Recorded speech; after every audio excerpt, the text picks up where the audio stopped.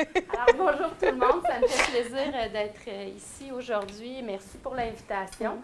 En fait, Geneviève et moi, on travaille depuis un bon bout de temps sur un projet de recherche où, en fait, on voulait documenter les trajectoires de la vie amoureuse et les trajectoires sexuelles des jeunes. Et ben nous, en fait, vous travaillez avec des jeunes en difficulté, mais notre objectif, c'était vraiment d'avoir le pouls de la population générale de jeunes. Mais vous allez voir que plusieurs d'entre eux éprouvent des difficultés, que ce soit dans leur vie familiale ou dans le contexte de leur relation amoureuse et de leur sexualité. Et voilà, donc on commence. Oui, vas-y, garde, c'est pareil. Donc, c'est bon aussi? L'adolescence, en fait, c'est une période charnière, comme vous savez, où la question des relations amoureuses prend une grande place chez les jeunes. C'est également une période d'expérience où on peut apprendre à travers ces relations à communiquer ses besoins, être en relation, gérer des conflits, les conflits qui sont inévitables dans le contexte des relations amoureuses. Et cette quête-là d'identité fait en sorte que, certains jeunes se retrouvent là, à vivre certains défis dans cette quête d'autonomie et en même temps à vouloir être en relation avec les autres et cette distanciation par rapport à la famille aussi. Alors, quand vient le temps d'aborder la question des relations amoureuses et des enjeux qui entourent la sexualité, bien, ça fait en sorte que ça devient comme un frein à la recherche d'aide quand on éprouve des difficultés. Et c'est une période vraiment géniale pour aborder tout ce qui a trait à la sexualité, aux relations amoureuses, parce que ça occupe vraiment tout l'espace, beaucoup d'espace dans la vie des jeunes, et c'est vraiment au plan de la prévention, parce que nous, on travaille beaucoup en prévention, puis comment on peut mieux intervenir en amont. C'est vraiment un lieu où on peut avoir un impact sur la vie des jeunes. Bon, plusieurs jeunes vivent, on va le voir dans la présentation, on a des chiffres, des prévalences à ce niveau-là, des défis qui se traduisent par des violences dans les relations amoureuses et notamment des violences à caractère sexuel. Et ces jeunes-là ont beaucoup de difficultés à nommer ou à reconnaître que ces expériences sont effectivement de la violence parce qu'on a toujours en référence les gestes de violence physique et ça occupe aussi l'imaginaire. Donc, tant qu'on n'a pas vécu de violence physique, bien, on n'identifie pas ça comme étant de la violence. Puis, dans le contexte de la sexualité, bien là, ça devient vraiment flou. Puis la question du consentement, là, c'est pas clair pour plusieurs jeunes. Puis à travers les résultats de cette recherche que je vais vous présenter aujourd'hui, nous, ce qu'on espère, en fait, c'est on a travaillé fort pour développer des messages clés pour être capable de travailler là, en prévention. Et les jeunes sont plus susceptibles, comme vous savez, à se confier à leur père. Il y en a beaucoup, par ailleurs, qui se confient à leur famille quand c'est possible, mais l'importance aussi au plan de la prévention d'habiliter les témoins pour qu'ils soient en mesure d'accompagner les jeunes vers les ressources. Donc, c'est vraiment important à ce niveau-là. Donc, l'objectif, en fait, on a 3 objectifs dans cette présentation, c'est de décrire le profil relationnel et sexuel des jeunes qu'on a rencontrés dans le cadre de cette étude-là. Aussi, vous parlez des expériences de victimisation qu'ils ont vécues dans le contexte des relations amoureuses et en lien avec leur sexualité. Et vous parlez des défis que les jeunes rencontrent au niveau de la recherche d'aide. Donc, ce sera, je pense, le flambeau. Merci. Donc, concrètement, comment qu'on a fait ça? Nous, on a un devis qui est mixte. Donc, on a un projet qui est quantitatif, mais aussi qualitatif. Donc, pour participer à notre étude, les jeunes devaient être âgés entre 14 à 25 ans. Sinon aussi, avoir déjà vécu une relation amoureuse et une relation sexuelle. Pourquoi on a décidé ça? C'est parce qu'on voulait que les jeunes puissent pouvoir justement témoigner de leur trajectoire amoureuse et sexuelle, évidemment. Sinon, on a aussi demandé aux jeunes de s'identifier comme étant principalement hétérosexuels. Ce qu'on veut dire par principalement hétérosexuel, ça veut dire que on voulait que les jeunes, même s'ils avaient déjà eu des expériences amoureuses ou sexuelles avec des personnes du même sexe qu'eux, en majorité du temps, qu'il y ait eu des relations sexuelles ou amoureuses avec des personnes hétérosexuelles, de l'autre sexe, parce qu'on a remarqué dans la littérature aussi que les personnes qui ont des trajectoires homosexuelles ont une réalité qui est différente. Sinon aussi, on ne désirait pas qu'il y ait d'enfants, simplement parce qu'on voulait que ça reflète vraiment la réalité des jeunes de la population générale. Sinon, pour les stratégies de recrutement, on a été assez créative dans tout ça. On est beaucoup allé, évidemment, sur les réseaux sociaux. On a remarqué que c'est surtout ça qui a fonctionné. À un moment donné, un moment où est-ce que c'était un peu plus difficile, j'ai décidé de mettre ça sur Kijiji et les PAC. Ça a fonctionné, quand même. C'est sûr que ce n'est pas notre principale source. Sinon, il y a les lieux publics. Donc, il y a des étudiantes qui sont allées se promener dans les parcs, donner des petits pamphlets aux jeunes. Et sinon, on avait aussi des listes de diffusion. Donc, il y avait ça peut être des listes de diffusion d'étudiants, ça pouvait être aussi les chercheurs. Oui, les ressources communautaires nous ont beaucoup aidés aussi. On va dire les Calax et tout ça. Donc, ça nous a permis quand même d'avoir un profil qui est assez varié, disons, de jeunes. Et aussi, évidemment, il y avait boule de neige des jeunes. Des fois, ce qu'on faisait, c'est que pour aller plus vite, je demandais aux jeunes, est-ce que tu aurais un ami qui serait intéressé de faire une activité avec toi? Puis des fois, il arrivait en batch de 2-3. Fait que ça nous permettait d'avoir plus de jeunes comme ça, disons. Donc, comme je vous l'ai dit, c'est un devis qui est mixte. Donc, on a un volet qui est quantitatif. Donc, nous avons eu 396 jeunes qui ont répondu à notre questionnaire. Ils l'avaient en version en ligne, mais également papier. C'était un questionnaire qui prenait environ 35 minutes. Donc, évidemment, au début, on demandait aux jeunes des questions plus d'ordre sociodémographique pour avoir un profil de la personne, des personnes. Leur profil de victimisation, donc violence dans les relations amoureuses, témoins de violence conjugale, ou les traumas en enfance, qu'on va voir un peu plus tantôt.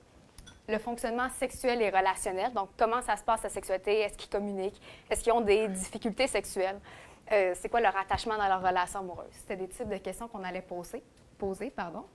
Et évidemment, la recherche d'aide, donc vers qui les jeunes allaient se tourner quand ils faisaient face à des difficultés. Donc, les analyses, il y a plusieurs types d'analyses, mais on a fait des analyses descriptives, des carrés, des tests de thé et tout ça. Maintenant, pour le volet quantitatif. Donc, des 396 jeunes que je vous parlais, qui ont fait le quanti, il y en a 100 là-dedans qui ont également fait l'entrevue individuelle. Donc, on s'entend, c'est quand même beaucoup 100 jeunes à faire des entrevues d'environ 60 à 90 minutes. C'est pourquoi on a varié beaucoup les stratégies de recrutement pour atteindre ce 100-là. Les thématiques qui étaient abordées, donc on leur demandait comment ça se passe dans leur relation amoureuse en général. Donc, on a fait vraiment le portrait de chaque relation amoureuse qu'ils avaient eue dans leur vie. Donc, comment ça se passait l'amour, mais aussi la sexualité. Donc, il y avait vraiment un emphase aussi sur la gestion des conflits, donc comment ils s'y prenaient. Sinon, le bien-être sexuel, mais aussi les sources de soutien social. Puis pour la présentation, on va vous présenter un peu de Cali aussi, et ça va être l'analyse qui a été faite, c'est une analyse de contenu. Donc, si on regarde sommairement le profil des participants puis les participantes de notre étude, la majorité des jeunes qui ont participé étaient aux études. Il y en avait aussi qui étaient aux études, mais qui avaient un emploi en même temps. Sinon, on a aussi posé aux jeunes une question s'il y avait une appartenance qui était religieuse. La majorité des jeunes, 65 %, disaient ne pas avoir d'appartenance. Donc, ça détonne des années 1950, admettons. Sinon, l'origine ethnique, la majorité, donc 87 % se disaient d'origine québécoise. Sinon, il y avait un 7 % caribéen, antillais, Europe et le reste. Donc, on a quand même une majorité de jeunes qui viennent du Québec.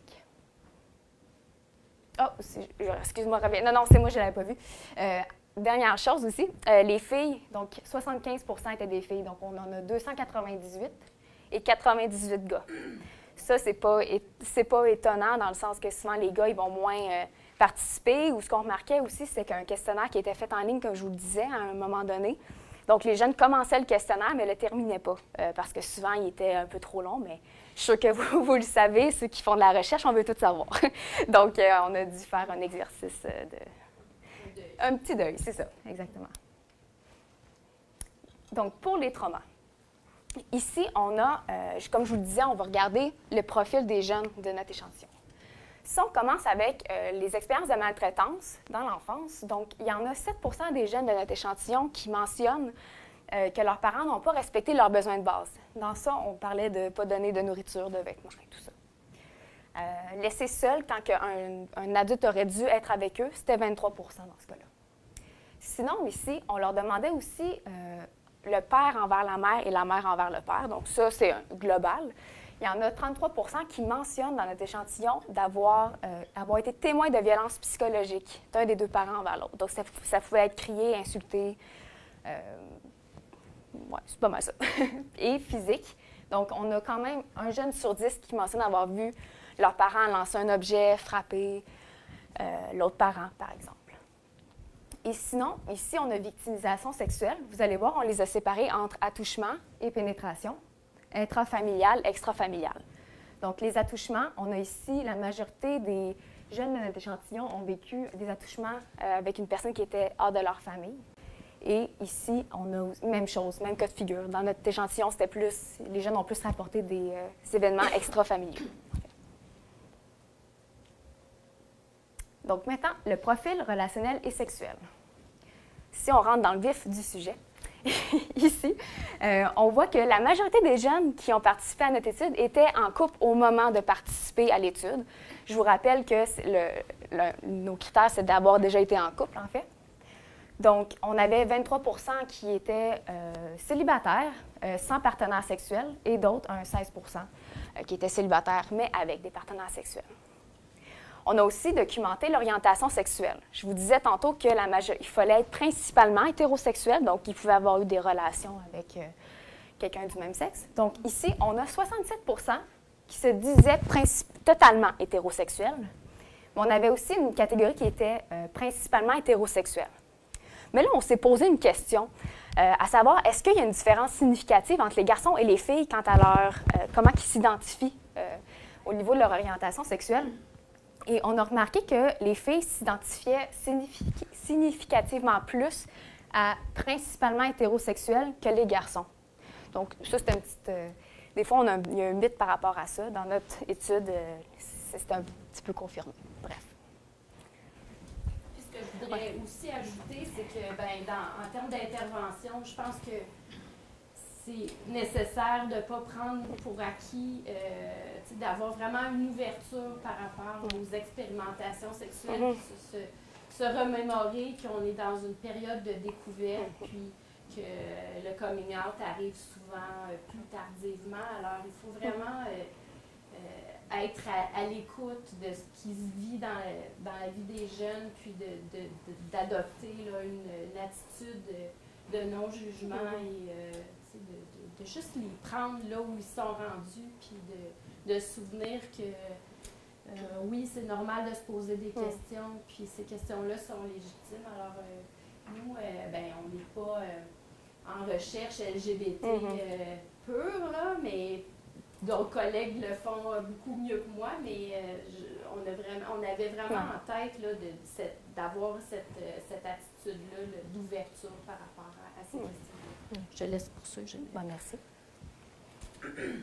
Oui, puis des fois, c'est ça, c'est pas simple. De nos yeux d'adultes, ça peut sembler être seulement des passes, des filles qui sont dans des parties qui se frenchent, tout ça, ça. Bref, c'est comme Mylène dit, faire preuve d'ouverture un peu. Profil relationnel sexuel, donc on a fait des pointes de tarte, comme on dit, mais souvent, on pense que les jeunes vont avoir plusieurs partenaires sexuels. Donc, une sexualité qui peut être débridée, mais ce qu'on voit ici, c'est que la moyenne des jeunes aurait eu, ça c'est relations amoureuses, pardon, 1,93. Donc, c'est une moyenne évidemment. Mais les jeunes, ils n'ont pas tant de relations amoureuses que ça, ce qu'on voit. C'est des relations amoureuses significatives. Et sinon aussi pour le nombre de partenaires sexuels. Donc, on a surtout des jeunes qui vont avoir environ 3,2 partenaires sexuels en moyenne. Donc, ça tourne souvent ici autour de un partenaire, 2, 3, 4. On a juste 5 des jeunes qui en ont eu 21 à 100. Ça, on l'avait mis ensemble, là, parce que c'était des cas plus extrêmes. Mais la majorité des jeunes se tiennent plus vers le 3 partenaires sexuels à l'âge où est-ce qu'ils ont passé le questionnaire.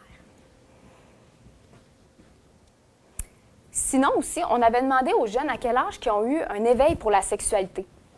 Ici, ce qu'on voit, c'est en moyenne, les jeunes ils ont commencé à s'intéresser à la sexualité vers 13-14 ans. On s'est aussi demandé, est-ce qu'il y avait une différence entre les garçons et les filles? Et on voit ici qu'il y a une différence significative. Donc, les garçons ont commencé à s'intéresser plus jeunes à la sexualité que les filles. C'est ce qu'on voit ici. Sinon, on leur a aussi posé la question à quel âge ils ont eu leur première relation sexuelle. Ici, on avait, on avait spécifié dans la question que c'était une pénétration orale, fellation cuneiforme, vaginale, anale. Donc, on a la moyenne 16 ans et demi, bien, quasiment et demi. On a fait aussi une médiane à 16 ans. Donc, la majorité, enfin, c'était, comment une médiane, c'est comme la moitié d'un bord, la moitié de l'autre, on va dire ça de même. Ici, on n'avait pas de différence significative entre les garçons et les filles, donc ils étaient sensiblement environ à la même âge. Une autre chose aussi qu'on a trouvé super intéressant, c'est de voir dans quel contexte ils ont eu leur première relation sexuelle. Souvent, encore une fois, il y a des mythes qu'on pense que les jeunes ont des relations sexuelles un peu avec n'importe qui ou beaucoup. Donc, nous, ce qu'on a remarqué, c'est que 80 quand même étaient en couple lorsqu'ils ont eu une première relation sexuelle. Et sinon, on a un petit 15 que c'était avec une personne connue. Et seulement 5 c'était avec une personne qui était totalement inconnue. Donc, c'est quand même... Ouais. En fait, ça permet de remettre certaines pendules à l'heure par rapport aux discours sociaux qu'on entend entourant la sexualité des jeunes. C'est sûr que bon, il y a des jeunes plus en difficulté qui ont un profil très différent, mais dans la population générale, on peut dire que ça va somme toute assez bien. Ouais. Moi, quand j'ai vu ça, ça m'a rassurée comme parent. Alors, je me suis dit, tout va bien. Mais il y a quand même du travail à faire. Puis ça nous indique que dans nos interventions, il faut s'y prendre de façon précoce. Si l'éveil sexuel est autour de 12-13 ans, bien, les interventions devraient se faire dès le primaire et si ce n'est pas avant pour être capable d'accompagner ces jeunes-là. Donc ici, on a encore une fois le profil relationnel et sexuel. Donc on trouvait ça intéressant de regarder la fréquence des relations sexuelles réelles versus souhaitées. Donc vous voyez que quasiment une courbe normale, comme on appelle ça, il me semble. Donc ici, on voit que la fréquence réelle est toujours, avant 1 à 2 à 3 fois par semaine, elle est toujours plus élevée. Sauf qu'ici, on voit qu'il y a comme quelque chose qui se passe. Les jeunes commencent à avoir moins de relations sexuelles en fréquence que qu'est-ce qu'ils souhaitent. Donc, on voit ici 4 fois par jour, 2 à 3 fois par jour. Ça, c'est sûr, ils n'ont pas d'enfants, ils sont... c'est sûr que ça l'aide, là, j'imagine. Mais on voit quand même que les jeunes... ils ont peut-être moins de responsabilités que les adultes. Mais bref, on voit quand même qu'il y a environ peut-être 13 qui aimeraient ça au moins le faire 1 fois par jour. Mais dans la réalité, c'est peut-être 3, on va dire. Donc, des fois, on peut avoir des gros espoirs, mais ça peut aussi être de ramener à la réalité aux jeunes que dans la vraie vie, c'est pas tout le monde. Là, tes amis, s'ils disent qu'ils le font 2-3 fois par jour, ben ça, c'est peut-être juste au début. Hein? On le sait pas, mais bref, ça peut être aussi une intervention que vous pouvez faire avec les jeunes de ramener à la réalité, dans le fond. C'est comment ça se passe réellement.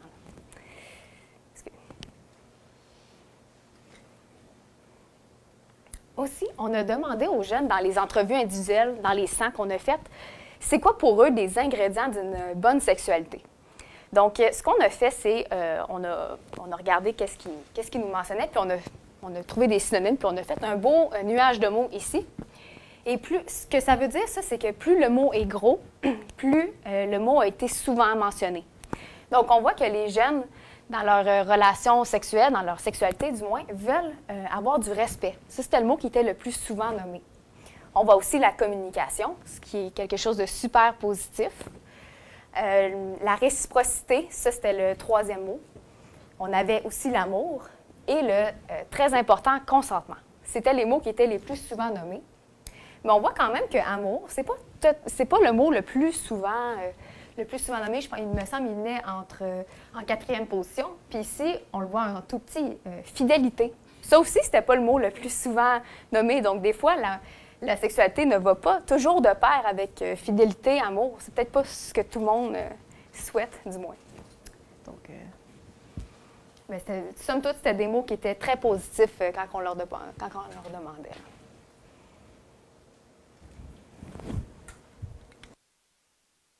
Malgré ces souhaits de communication, de respect, ben, dans la réalité, il y a certaines divergences entre ce qu'on souhaite vivre et ce qui est réellement vécu. Donc, nous, ben, on travaille beaucoup sur les questions de victimisation dans le contexte des relations amoureuses. Alors, évidemment, il y avait une grande partie de l'entrevue et de la recherche qui portait sur ces aspects-là.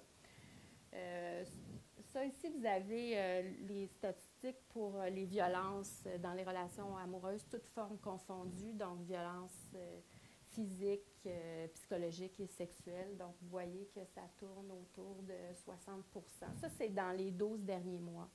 Alors, c'est vraiment au cours de la dernière année quand on les questionnait. Fait que c'est quand même énorme, là. Mais bon, on va le décortiquer en fonction des différents types de violences. Et bon, on voit aussi que les garçons aussi en vivent des violences dans les relations amoureuses. Et puis, comme le confirme l'ensemble des études à peu près chez les jeunes, ben c'est des proportions qui sont comparables, malgré le fait que, bon, que c'est des questionnaires auto-rapportés qui questionnent des gestes et qui ne questionnent pas l'intention et le contexte derrière, donc, et les sentiments et les répercussions qui sont associées. Alors qu'on sait que les filles vivent des violences plus sévères, elles ont davantage peur des conséquences, etc. Donc, mais quand même, ça nous dit que les garçons aussi vivent des violences et il faut s'en préoccuper. Au niveau de la violence physique, 17 % des filles et 16 % des garçons en rapportent dans la dernière année. Donc, vous avez des exemples d'items qui ont été énoncés là, dans le questionnaire: frapper, donner un coup de poing ou de pied, gifler, tirer les cheveux, bousculer, pousser, retenir. Ça, c'était vraiment en contexte amoureux. Violence psychologique, 60 %, donc 63 % des garçons et 58 % des filles. Donc, ridiculiser ou rire de toi devant les autres, dire des choses pour te mettre en colère, te suivre pour savoir où tu es, avec qui. Donc, ça, c'est des questions qui étaient posées au cours des 12 derniers mois. On s'est aussi intéressé à la question des cyberviolences dans le contexte des relations amoureuses. On voit qu'au niveau de la violence psychologique, 33 % des jeunes en rapportent, 34 % des garçons et 41 % des filles, ce qui est vraiment énorme. Puis c'est un phénomène aussi...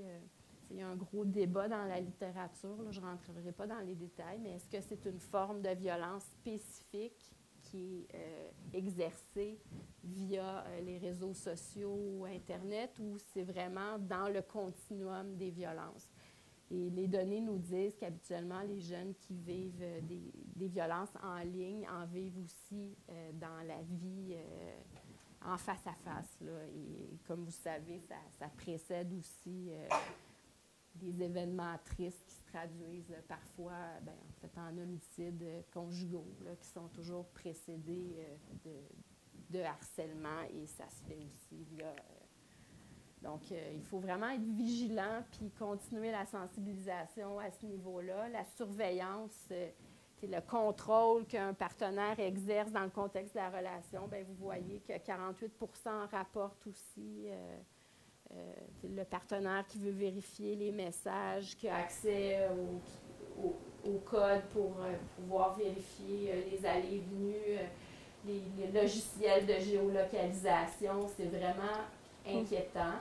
C'est inquiétant dans le contexte de la sécurité des femmes, là, notamment en maison d'hébergement, quand on demande des ressources, puis là, l'ex-partenaire se pointe, mais aussi ça se vit dans le contexte des relations amoureuses chez les adolescents. Donc, il y a vraiment beaucoup de travail de sensibilisation pour qu'on prenne conscience qu'en fait, ce qui se passe sur les réseaux sociaux n'est qu'une continuité de ce qui se vit dans la relation amoureuse et dans la relation avec les autres. Coercion, violence sexuelle dans le contexte des relations amoureuses.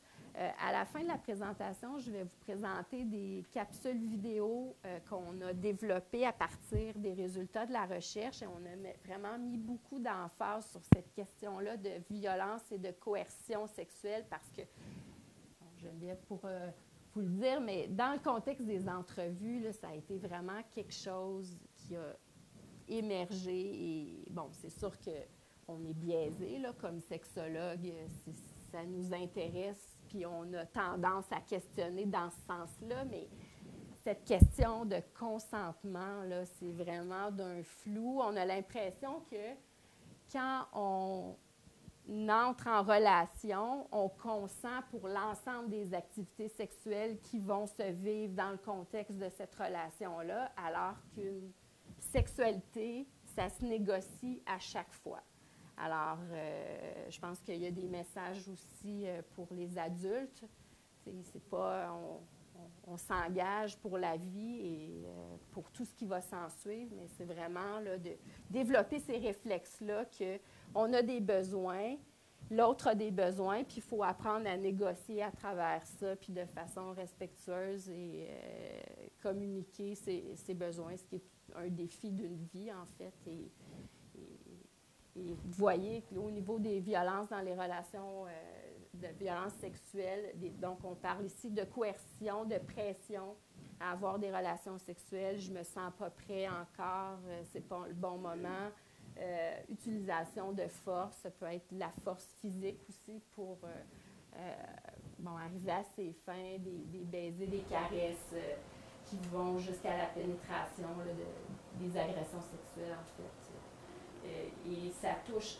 Par contre, là, c'est clair, c'est les filles qui sont les plus victimisées. Ça rejoint là, les constats, malheureusement, de la littérature.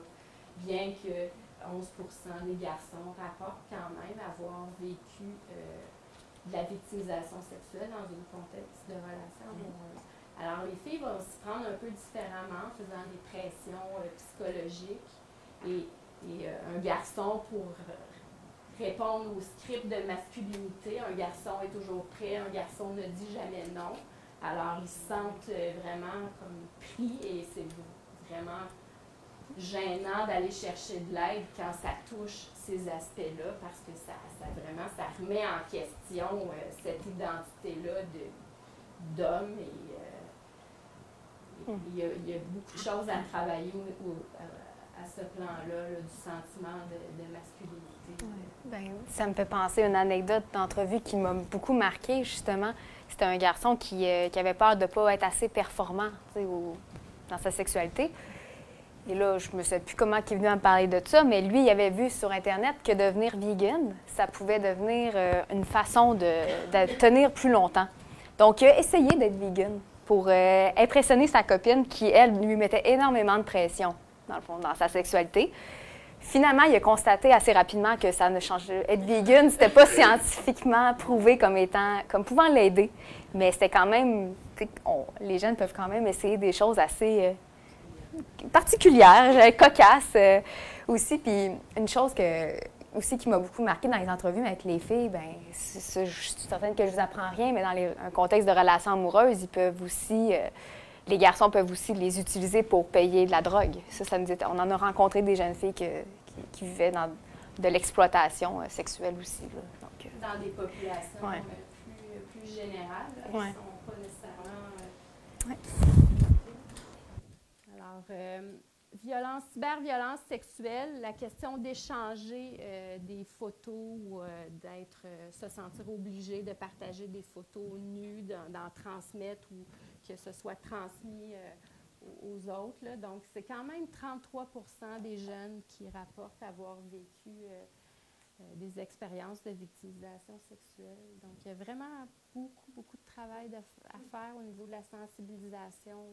C'est pas une bonne idée d'envoyer une photo. Parce qu'après la relation, ça peut aussi être utilisé. C'est souvent le cas pour faire chanter ou pour détruire une réputation. Et vous savez que ça ne prend pas grand-chose non plus pour que ça puisse arriver.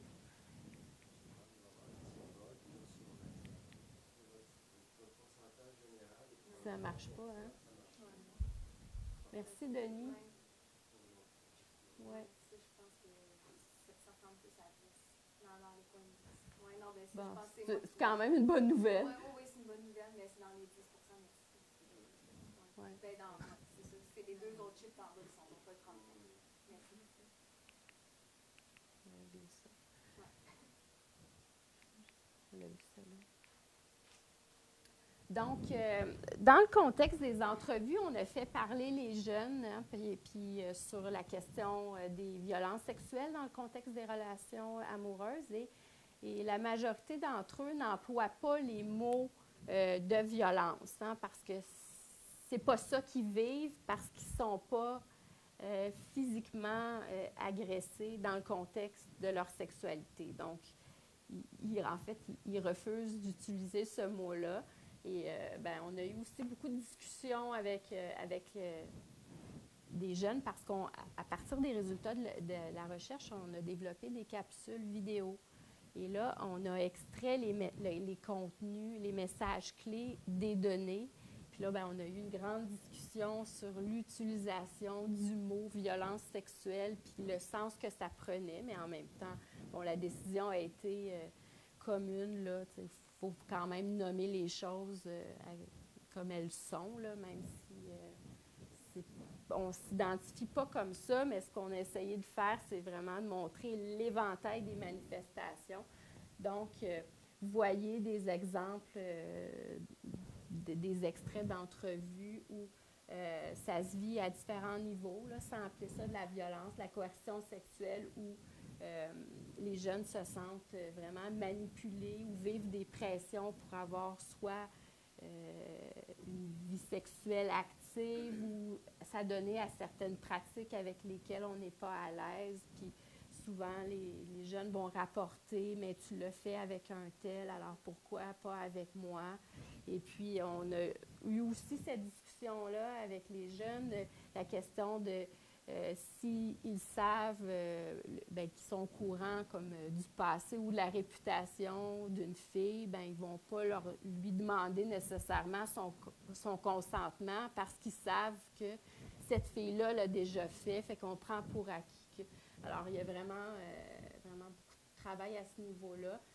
Il y a aussi, évidemment, des formes plus classiques là, où la victime est menacée physiquement ou craint, en fait, juste pris dans une situation où elle craint que si elle dit non, il va y avoir des conséquences. Et pour certains, ces conséquences-là peuvent être la rupture, qui est insupportable.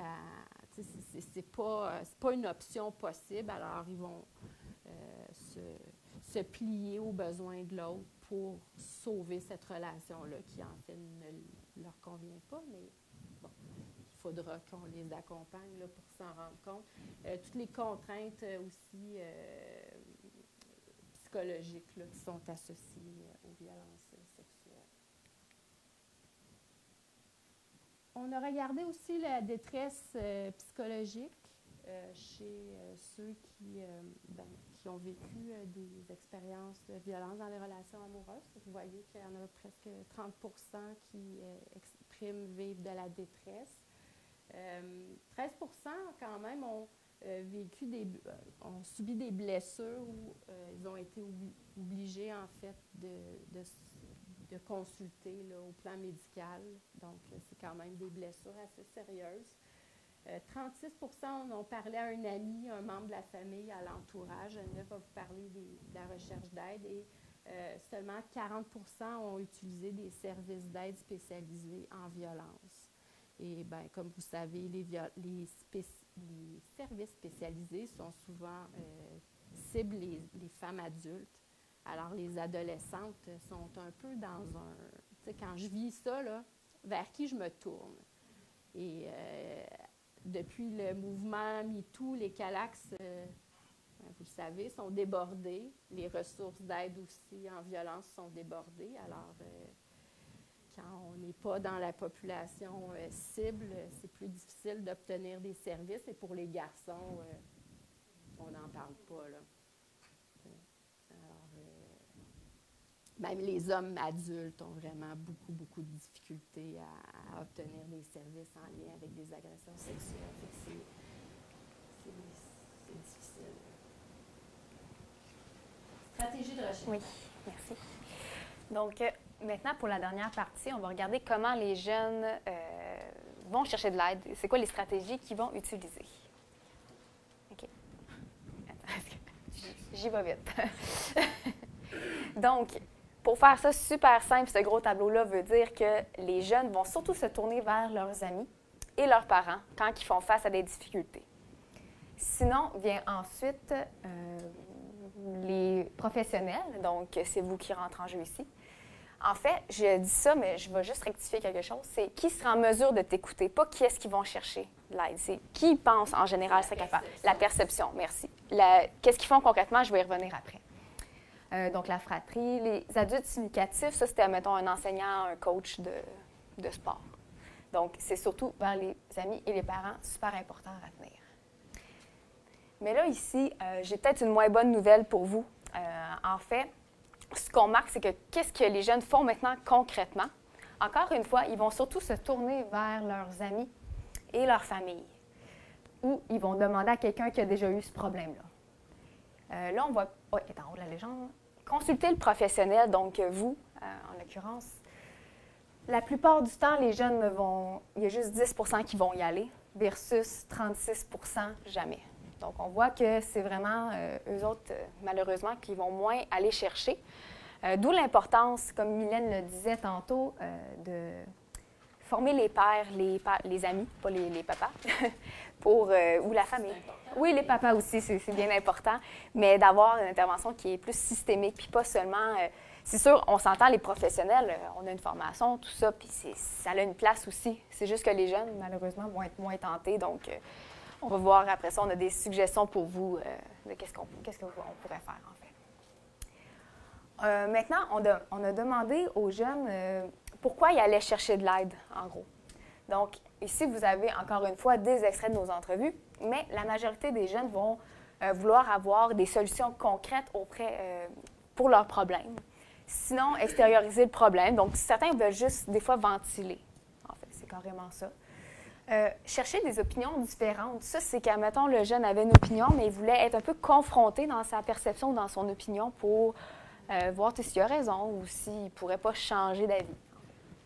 Obtenir du réconfort et aussi, des fois, se changer les idées. Donc, c'est pas... Il y a des jeunes, des fois, ou même les adultes, on s'entend, qui vont juste besoin de ventiler, en fait. Puis c'est pas nécessairement qu'ils veulent une solution super concrète. C'est ça qu'on a remarqué dans nos entreprises. Sinon, on a aussi documenté ce qui facilitait la recherche d'aide versus les barrières. Donc, qu'est-ce qui nous empêche d'aller chercher de l'aide? Donc, au début, les facilitants, ça revient un peu à ce que je disais tantôt, que des fois, les jeunes vont aller un peu moins vers les professionnels. Souvent, ils aiment ça avoir des confidents qui sont connus, donc des amis, des parents aussi, ça peut être des bonnes options. Pour eux, la réciprocité de la relation, ça, c'est dans le sens qu'ils savent que les jeunes... vont quand même, ils vont pouvoir les appeler, mais eux aussi vont pouvoir recevoir. Il y a comme un échange, on va le dire comme ça. Partage d'expériences similaires, donc savoir que l'autre personne peut les comprendre parce qu'ils ont vécu telle chose. On va dire qu'il y a eu un conflit sur une telle problématique, ils vont se dire « Ah, je vais aller demander à mon amie parce que je sais qu'elle va me comprendre là-dedans. » Évidemment, ça va de soi, ils veulent se sentir qu'ils sont ouverts et qu'ils ne sont pas jugés. Je ne pense pas que je vous apprends quelque chose ici. Sinon aussi, des fois, ils aiment ça avoir des confidents qui sont à l'extérieur de la situation. Tu sais, quand ils veulent avoir... ils ne veulent pas qu'ils soient réconfortés, si on veut, en leur disant à leur mère, en demandant à leur mère, on va dire, puis leur mère va dire « Mais non, mais tu sais que c'est toi le meilleur là-dedans. » Ils veulent avoir quelqu'un, des fois, qui plus extérieur à la situation, plus neutre, en fait. Ça dépend des familles. Ça dépend, oui. Ça, c'est sûr. Les barrières, maintenant, bon, ça peut être parce qu'ils n'en ressentent pas le besoin. Ça a été quelque chose qui a quand même été souvent exprimé.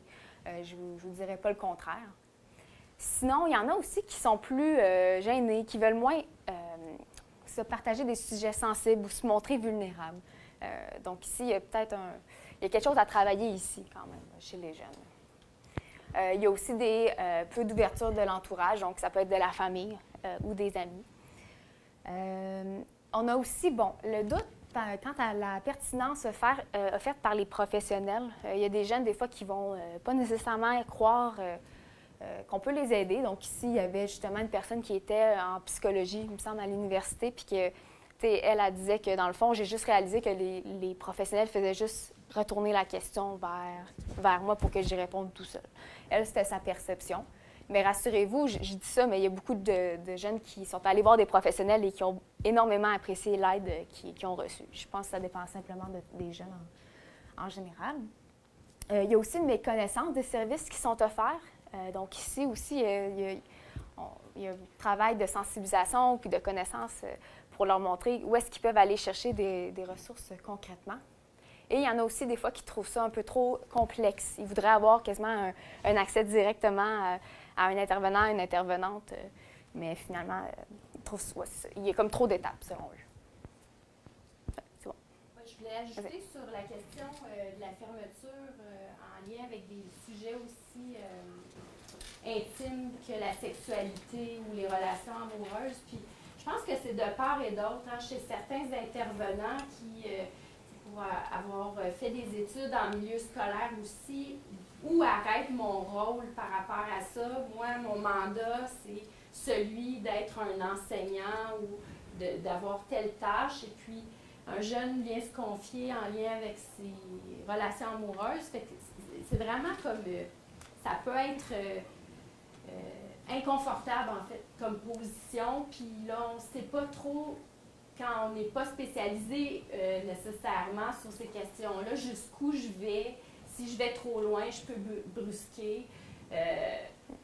Plusieurs d'entre nous ont vécu aussi la victimisation dans le contexte de ces relations amoureuses et dans sa sexualité. Alors, ces événements-là font en sorte que ça ravive certains traumas que certains intervenants ont aussi vécu. Alors, il y a cette question-là parce que c'est une grande proportion de la population, donc beaucoup d'intervenants. Fait que ça devient vraiment des sujets où il y a des sensibilités de part et d'autre. Et je pense que c'est important de faire un examen de conscience par rapport à ça, puis se respecter, en fait, nous, comme intervenants, jusqu'où on peut aller ou on veut aller par rapport à ces questions-là.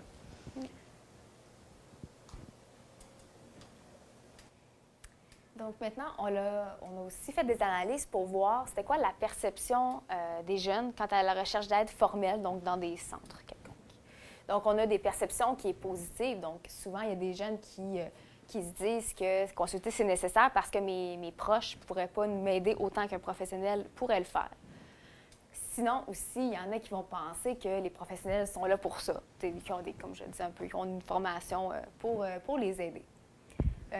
Pour ce qui est de la perception négative, des fois, il y en a que ça va un peu les confirmer qu'ils ont un problème qui est grave. Donc, ça peut les confronter à ce moment-là. Il y a aussi, comme je le disais un peu tantôt, il y a un aveu de vulnérabilité. Les gens n'aiment pas, les jeunes, du moins, ils n'aiment pas toujours se sentir vulnérables. Donc, le fait de demander de l'aide, c'est de prendre conscience qu'on est vulnérable, qu'on a un problème. Il y en a aussi des jeunes qui disaient que ça témoigne d'un manque d'autonomie, dans le sens qu'ils se disent qu'ils devraient être capables de s'arranger tout seuls. C'est ça que certains jeunes disaient. Donc, d'aller voir un professionnel, c'est de se résigner à avoir besoin de quelqu'un d'autre, en fait. Oui, et à cette période-là où on est en quête d'autonomie et qu'on veut faire les choses de nous-mêmes, bien, reconnaître qu'on a des difficultés et qu'on a besoin de quelqu'un pour nous aider, bien, c'est confrontant. Ça nous met dans une position inconfortable. Et au niveau prévention encore ou intervention, il y a beaucoup de travail à faire pour redorer l'image des ressources formelles d'aide, je pense. Puis, de changer ce regard-là, que c'est cool de consulter. Dans certains milieux, ça l'est, mais d'avoir en fait, de travailler les messages qui sont en lien avec ça pour un peu renverser les perceptions qu'on voit aussi dans la population générale. C'est toujours plus difficile pour les hommes d'aller chercher de l'aide de façon générale, mais chez les jeunes, c'est aussi une période un petit peu sensible à ce niveau-là.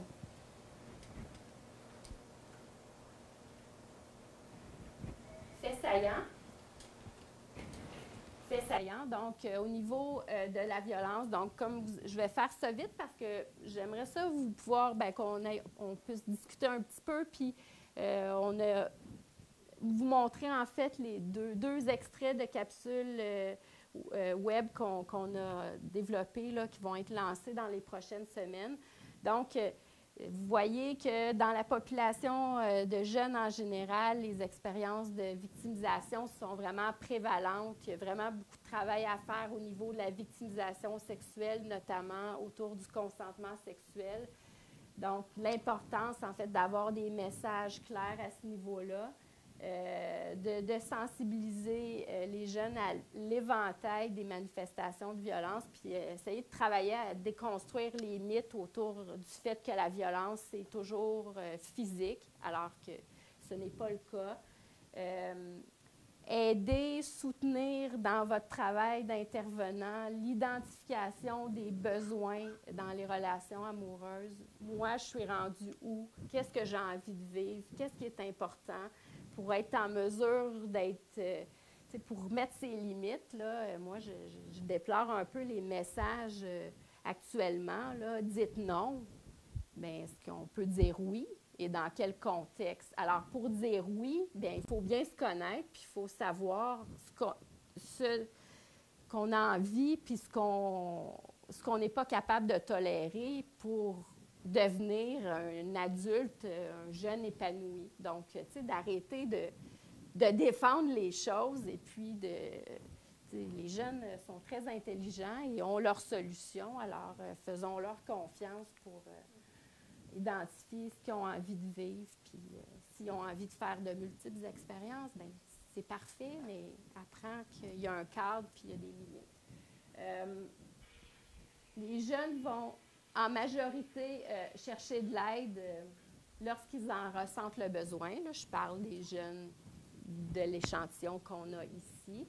Mais comme on a vu, il y a plusieurs barrières et beaucoup de travail à faire au niveau du sens que le geste prend de demander de l'aide. Et si on peut travailler sur le sens de ce geste-là, ça peut améliorer l'alliance thérapeutique, je pense, puis que cette demande d'aide-là est quelque chose de positif qui va nous amener à aller un peu ailleurs.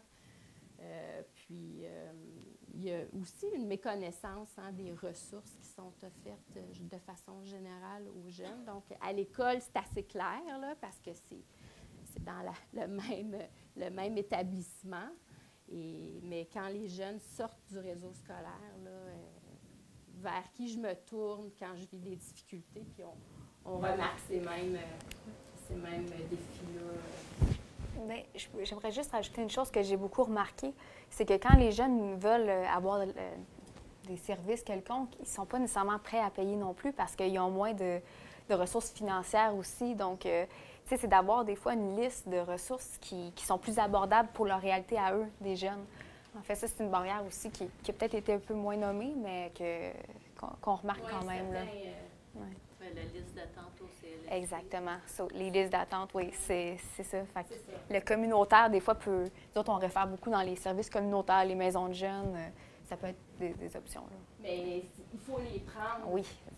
Comme en agression sexuelle, là, chez les hommes, là, on a vu que ça prend des années à aller chercher de l'aide.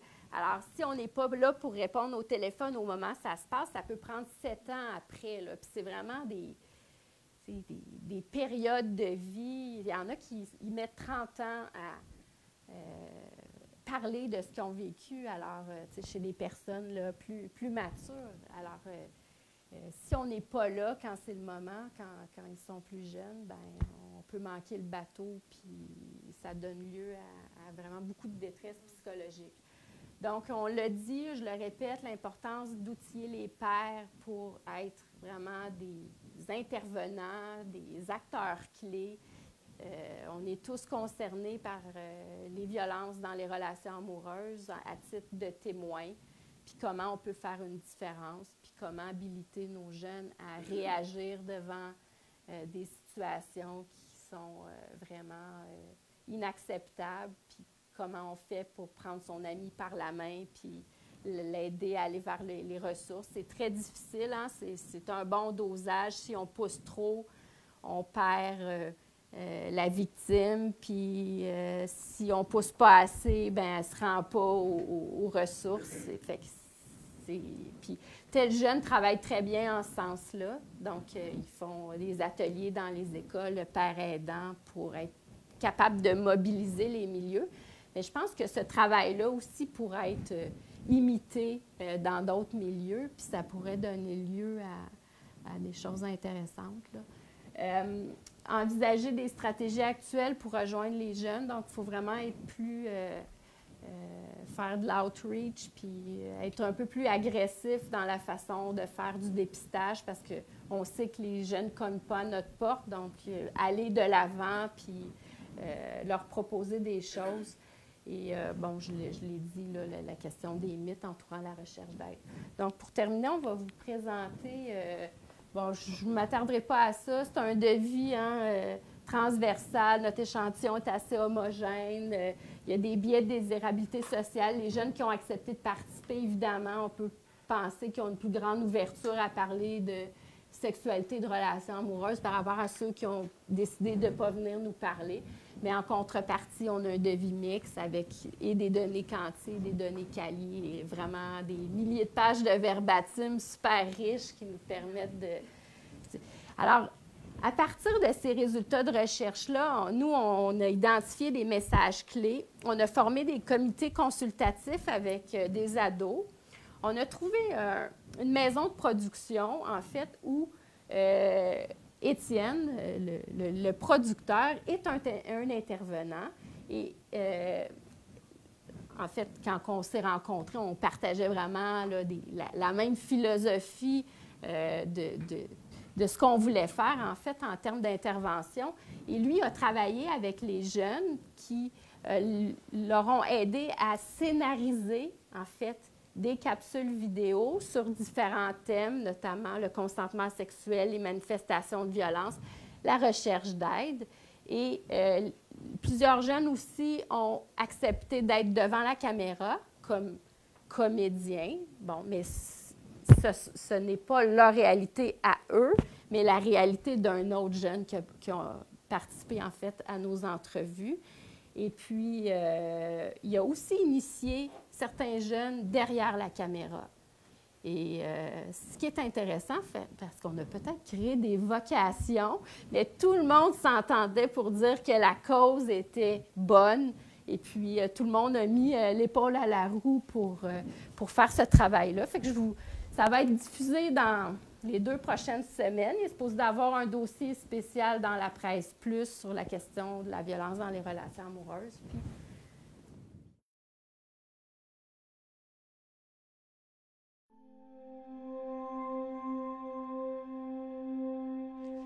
alors, ça fait 5 mois que je suis avec mon chum. Ça va, je l'aime. On a fait des trucs, mais lui, il veut plus. Il voudrait qu'on couche ensemble. Mais moi, je suis pas prête et ça m'énerve. Il me met la pression, il veut vraiment qu'on le fasse, mais je suis pas prête. Moi, je me sens mal. Je veux pas qu'il soit déçu ou qu'il me laisse pour ça, alors on a fait des trucs. C'était pour lui faire plaisir, mais je me sens pas à l'aise là-dedans. Il est pas violent physiquement ou verbalement, mais alors pourquoi j'ai l'impression que c'est le cas?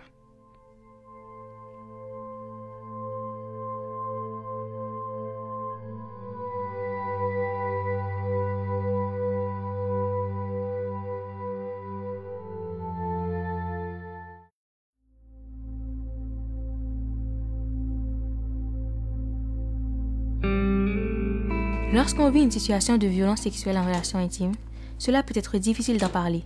On peut être gêné car c'est personnel, on a peur d'être jugé, de ne pas être pris au sérieux on peut se dire que c'est notre faute. On peut aussi ressentir de la honte. Il est alors important d'en parler. Mais à qui? Ça peut être un de tes parents, un frère ou une sœur, un adulte significatif ou un professionnel. Mais souvent, on est plus à l'aise avec un ou une amie, quelqu'un proche de notre réalité, avec qui on partage notre quotidien, nos joies et nos peines. Comment réagis-tu si une ou un ami te confie une situation où il y a eu de la violence sexuelle? Là, hier, je lui ai dit que je joue pas, puis là, qu'on me forçait de faire. Je sais pas quoi te dire, là, mais attends que je raconte aux filles. Ben voyons qui a fait ça. C'est pas son genre. Tu capotes. T'as sûrement dit ou fait quelque chose pour qu'il agisse comme ça. Ouais, ben, c'est vraiment poche. En tout cas, moi je vais te laisser. Je vais aller rejoindre les autres dehors. Salut! L'important est d'abord d'écouter, sans jugement. Si la personne décide d'en parler, c'est sûrement déjà difficile. Il est donc important de se sentir écouté, respecté. T'es pas toute seule, tu sais. Je peux t'aider si tu veux. Fais-moi confiance, je le dirai pas à personne. Si tu voulais pas pis que t'as pas aimé qu'est-ce qui s'est passé, tu devrais le dire à ton chum, sérieux. Tu veux-tu qu'on aille voir l'intervenante ensemble?